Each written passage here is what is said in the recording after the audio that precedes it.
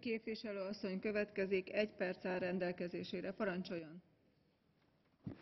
Mr President, Commissioner, in 2012 the European Union won the Nobel Peace Prize and I quote, "for over 6 decades contributed to the advancement of peace and reconciliation, democracy and human rights in Europe."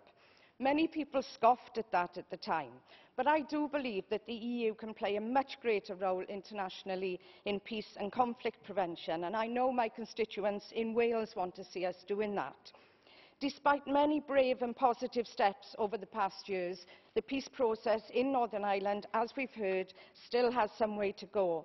There have been huge achievements in ending violence and bringing different parties together around the table.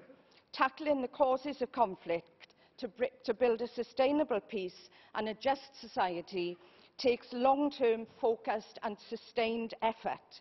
That's why the EU peace programmes and the Commission task force have been so valuable.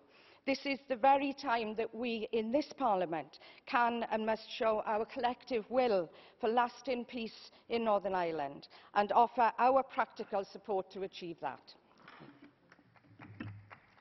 Köszönöm, képviselő asszony. Klún Dirdek képviselő asszony következik.